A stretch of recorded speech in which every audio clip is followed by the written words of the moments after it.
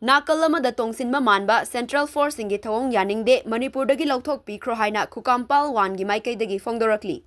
Manipur da thokliba erang asiga mari leinana deploy touriba Central Forcing maru oina Assam Rifles na chathariba thouwongsing asi meeyamna penningai amadi thajaningai oidre. Maram aduna thokliba erang asida Nakal amadakhak Tongsinba Manba thouwong chathariba aranba touriba Central Force pumnamak Manipur dagi Louthokpikhro haina khunai kanba apunba maira paibi lupna fongdorakli. Wafam asi Poirei Leimarol gi makhada Thoubal District ki oina leizaba khunai kanba apunba maira paibi lup KHUKAM PAL-1 gi sanglenda paumi singa unabagi thoram Amada KHUKAM PAL-1 gi Secretary Smt.Ak.Chitreshwori na fongdokhibani. Chitreshwori na makhata na haikibada haukiba inglising aniga kunga humdagi megi tang humdagi kuki sing na horakiba landagi ngasi fauba ingna chikna leitana leiba asigi matangda paumi singa unabagi thoram asi pangthokpani. Ngasi Manipur da leiriba Central Army singna touriba thouwongsing asi maitai macha ama oina amadi maira paibi ama oina apenma faudre. Maramdi makoina furup ani asigi marakta chap manaba mityengda yengbidaba kukina torakpa thabaktana mateng pangba manba mawongda chahi amaga tha ani surba faubada chathaduna lakli haiki.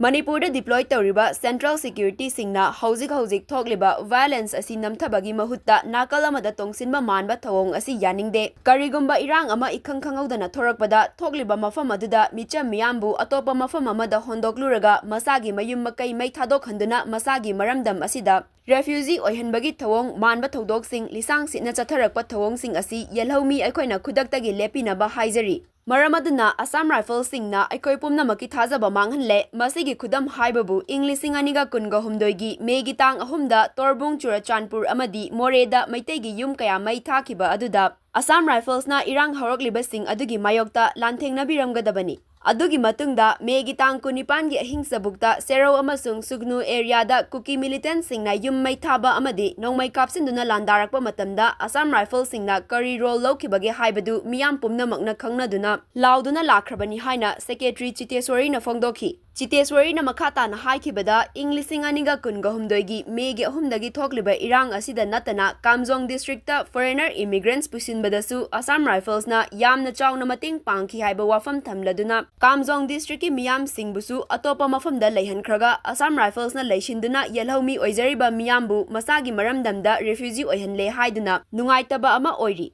Ngasi faubada Kamjong District khun nipan Myanmar dagi changsilakpa illegal immigrants singna ising ichawgumna hengatlakli. Chensalakliba miyoi singi marakta ayambana mirotni. Indo-Myanmar border ngak senbagi thorang asi mamangaidagi Assam Rifles na oibana Manipur da Myanmar macha mayam ama changsilakliba si Assam Rifles ki mathau fail oire takpani. Makoi sing asigi leifam semnaba hotnabada umang wamang kokthokpana maram oiraga Manipur gi aying asagi khal asi kaitharaklibani. Maram asina security force singna nakal khaibagi thouwong maru oina Assam Rifles na chathariba thouwong asina miyamda yamna thajaba manghanba amadi yaningdaba oihalli. Haikriba thoudoksing amadi India government ki thausil amagi makhada Assam Rifles ki masagi aningba apamba khak maipaknaba hotnaba miyamna yaningdaba mawongda thabak tawba michang mikhai naiba manaba mityeng yengba ngamdaba amadi achumba asengba tawdaba mara leiba Central Forcing Manipur dagi Louthokpikhro naga kuki nataba lemhauriba MLA singna political oiba amana amada launaba hunnaba chainaba tawdana mahausagum tangdu leitaba ingchikpa hanjilaknaba amata oina hotnabiyu haina KHUKAM PAL-1 gi Secretary Chitreshwori na khudingmakta appeal su tawrakhi. Paumi singa unaba aduda KHUKAM PAL-1 Thoubal District ki atai thomi kaya su saruk yakhi. Manipur da